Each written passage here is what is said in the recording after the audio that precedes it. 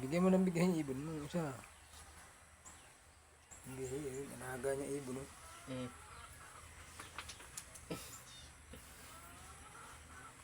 Tatlo yan. Lumalabas pa yung bulatin.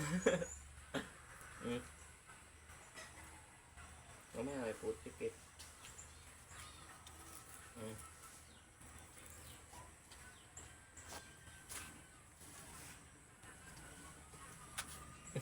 Ito, pikit niya no.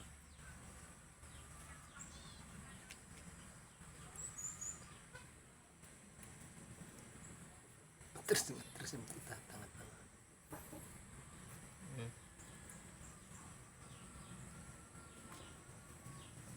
Ang galing na kumain. Marunong na.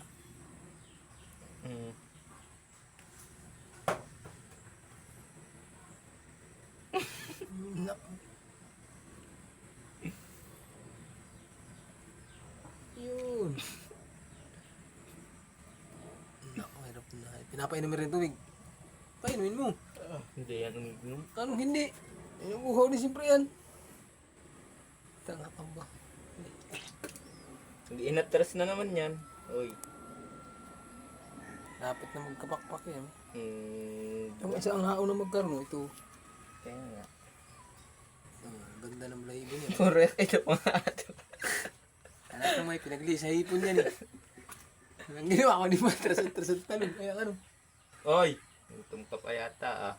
Yan o. Kung maglakad yung mga ibon na to, puro patras. Parang lumalabas pa yung bulati ah. Ako ko din. Salamat. Dahil na.